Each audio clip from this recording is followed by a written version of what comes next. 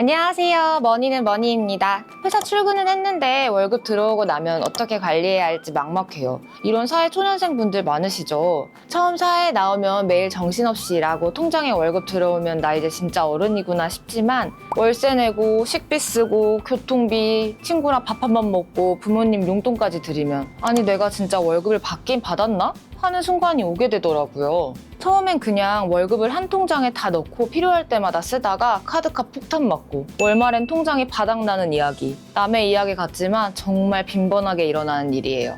특히 사회초년생일수록 들어온 돈을 생각 없이 쓰다가 급하게 쓸 돈이 생기면 난처한 상황이 생기실 거예요.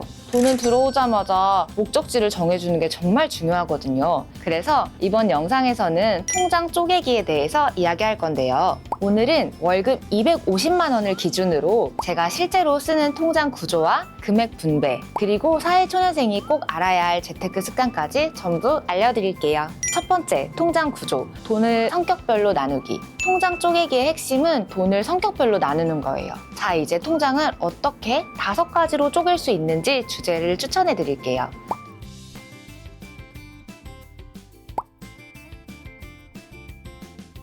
이렇게 하면 쓸 돈과 지켜야 할 돈이 절대 섞이지 않아서 불필요한 소비를 크게 줄일 수 있어요. 두 번째, 그럼 실제로 어떻게 나누느냐? 우선 월급 250만 원 기준으로 알려드릴게요.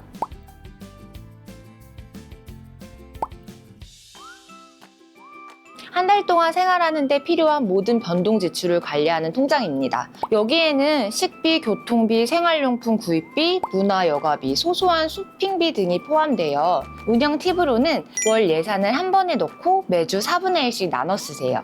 예를 들어 80만 원이면 주당 20만 원, 주 단위 예산 관리를 하면 지출 패턴이 안정되는 효과를 누릴 수 있어요. 현금처럼 느껴지는 결제 방식을 활용하세요. 체크카드나 토스, 네이버페이, 충전금 같은 선불형 결제를 쓰면 쓸 수 있는 돈이 한정되어 있다는 인식이 강해져 과소비를 막아줍니다.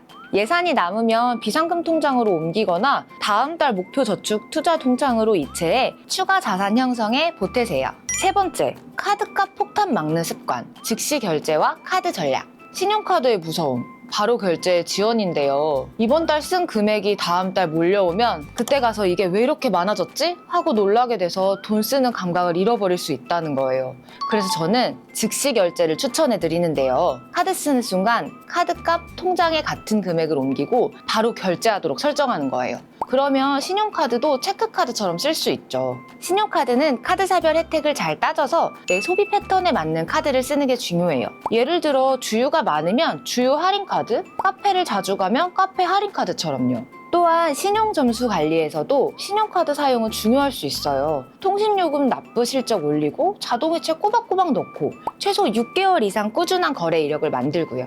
1, 2년 이상 관리를 한다면 좋은 신용점수를 만들 수 있어요. 반면 연체 한 번이면 하루 만에 점수가 떨어질 수 있죠. 그리고 체크카드도 꼭 병행하세요. 신용카드보다 혜택은 적지만 연말정산 때 소득공제를 30%나 받을 수 있거든요. 반응이 좋으면 카드사별 혜택 비교 영상도 준비해서 어떤 카드를 어떻게 써야 가장 효율적인지 알려드릴게요. 네 번째, 고정지출은 자동 방어. 기억할 필요 없는 시스템. 고정지출 통장은 말 그대로 자동 방어막의 역할을 해줘요. 월세, 관리비, 통신비, 보험료를 미리 넣어두고 결제일 하루 전에 자동이체가 나가게 설정하는 거예요. 이렇게 해두면 매달 돈 옮겨야지 하고 신경 쓸 필요가 없고요. 위에서 얘기한 것처럼 신용 점수에도 큰 영향을 미칠 수 있으니 고정지출은 별도로 쪼개기를 통해 관리해주는 게 좋아요. 다섯 번째, 저축만으로는 부족, 분산투자, 복리효과. 요즘 예금 금리로는 물가 상승률을 따라잡기 어렵잖아요. 그래서 안전자산,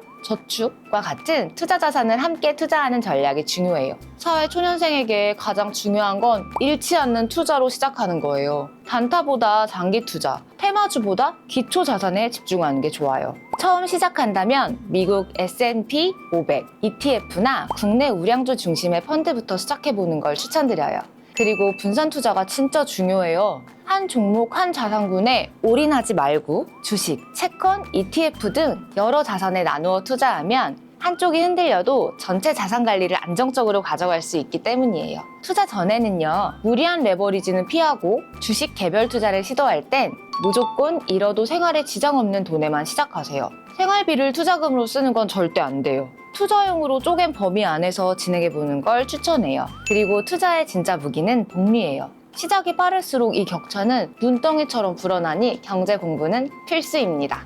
6번째, 목표 설정, 플랜의 완성. 그냥 돈 모아야지 하면 오래가기 정말 힘들어요. 5년 안에 전세자금 마련 같은 목표를 세우고 실천하면 그게 저축과 투자를 꾸준히 하게 만든 원동력이 될 수 있거든요. 목표가 있는 사람은 그렇지 않은 사람보다 저축률이 평균 22%더 높다고 해요. 그러니 얼마를 언제까지 어떤 용도로 모을 건지부터 정하세요. 이 습관을 1년만 유지해보세요. 통장 잔고와 투자 계좌를 보는 재미가 달라집니다. 그리고 차이 초년생 때부터 이런 습관을 들이면 10년 뒤 자산 규모는 정말 달라질 거예요. 여러분은 통장 몇 개로 나누고 계신가요? 구독과 좋아요, 댓글은 큰 힘이 됩니다. 다음 영상에서 또 만나요. 감사합니다.